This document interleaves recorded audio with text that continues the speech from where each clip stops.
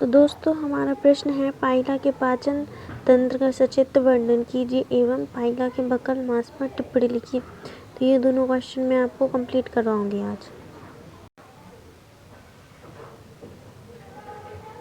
तो चलिए, ये हमारा क्वेश्चन है पाइला का पाचन तंत्र और बकल मांस। तो ये कौन से फाइलम का, ये मोलस्का फाइलम के हैं।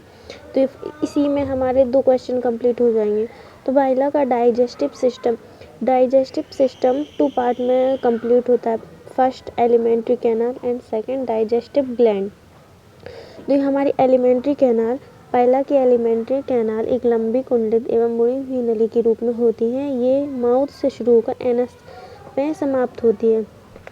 तो एलिमेंट्री कैनाल माउथ से शुरू होकर एनस पे एंड होती है और ये 3 पार्ट्स में होती है, फॉरगर्ड, मिडगर्ड, हाइंडगर्ड।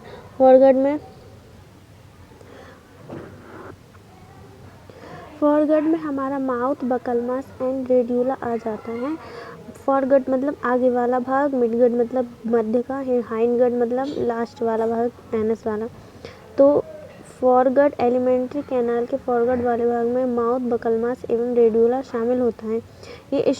इसे स्ट्रोमीडियम कहते हैं। इसका आंतरिक भाग एक्टोडर्म से स्तरित होता है, जो सिर के अग्रभाग पर एक ऊर्ध्वाधर झिल्ली के रूप में पाया जाता है। ये पेपर शेप कैविटी में खुलता है, जिसे बकल कैविटी कहते हैं। स्ट्रोमोडियम के नीचे बकल मांस पाया जाता है। तो सबसे पहले हम बात करेंगे पाइला का मुख। पाइला का मुख बकल कैविटी के अंदर की ओर प्रवेश करता है। माउथ सकरा होता है, वह वर्टिकल दरार के रूप में पाया जाता है। ये स्ट्रोमोडियम के एंड पे स्थित होता है। इसमें ट्रू लिप एब्सेंट होते हैं, मतलब इनमें लिप नहीं होते हैं। लिप जैसी ही दूसरी संरचना होती है। अब आएगा बकल मांस।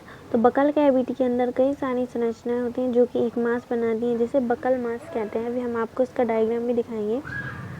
तो दोस्तों, ये रही बकल मांस की पूरी डिटेल। बकल कैविटी का अग्रभाग वेस्टिब्यूल्स कहलाता है। बकल कैविटी के पोस्टीरियर चैम्बर में ऑर्डिनोफोर व रेडियोला पाया जाता है। हाँ, ये रेडियोला वाला क्वेश्चन एक अलग से इम्पोर्टेंट क्वेश्चन है। तो इसमें हमारे 3 क्वेश्चन कंप्लीट होंगे। तो ये रहा बकल मांस का डायग्राम। यहाँ पे ये रेडियोला है, ये ओडेंटोफोर है, ये सबस्टेडियोला है और ये ऑर्गन है, ये सबलिंगुअल कैविटी है। यहाँ पे ये बकल ग्लैंड है, बकल कैविटी यानी जबड़ा, वेस्टिब्यूल्स एंड माउथ। यहाँ से खाना एंटर करेगा, फिर ये बकल कैविटी से जाएगा। यहाँ से हमारी ये पूरी एलिमेंट्री कैनाल शुरू हो जाती है। अब आता है रेडियोला। दोस्तों, तो ये हमारा फोरगर्ड वाला पार्ट ही चल रहा है अभी। रेडियोला माउथ कैविटी में काइटिनी मुनी हुई रिबन के समान की होती है, जिसे रेडियोला कहते हैं। ये एक सैक के अंदर बंद होती है। तो ये रहा हमारे पूरे रेडियोला का वर्णन। रेडियोला में एक चैम्बर में 7 टीथ होते हैं और उनके नेम होते हैं। हाँ, रेडियोला का काम होता है खाने को तोड़ना या चबाना। रेतने के लिए रेडियोला का यूज़ किया जाता है। ये रहा हमारा रेडियोला का डायग्राम। ये है एक 1 रो में 7 teeth. Step of radula, transverse radius of teeth. ये आउटर मार्जिनल है, ये इनर मार्जिनल है और ये लेटरल है। और फॉरगर्ड वाला पार्ट कंप्लीट होने के बाद अब मिडगर्ड आता है। मिडगर्ड में कौन कौन से पार्ट शामिल हैं? ईसोफेगस और स्टमक। और फॉरगर्ड में माउथ था और बकल कैविटी थी, रेडियोला था। अब इसमें हमारा पहले तो ईसोफेगस का है। ईसोफेगस में एक पाउच पाया जाता है, उसमें सैलिवरी ग्लैंड पाई जाती है। फिर उसके बाद आता है हमारा स्टमक। पाइला का स्टमक 2 भागों से बना होता है।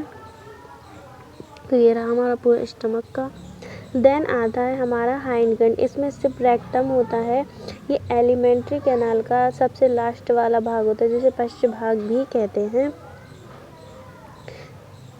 इसके बाद हम बात करेंगे डाइजेस्टिव ग्लैंड। तो ये हमारी डाइजेस्टिव ग्लैंड है। तो पाइला में कौन कौन सी डाइजेस्टिव ग्लैंड पाई जाती है? Salivary gland, esophagus gland, buccal gland और हेप्टोपैंक्रियास ग्लैंड। तो ये रही हमारी सैलिवरी ग्लैंड। और पाइला में एक जोड़ी सैलिवरी ग्लैंड पाई जाती है, एक जोड़ी मतलब 2 पाई जाती हैं, जो भोजन व रेडियोला को चिकनाव करता है। इसके बाद oesophagus gland, buccal gland and hepatopancreas gland. यहाँ पे हमारा पूरा क्वेश्चन कंप्लीट होता है।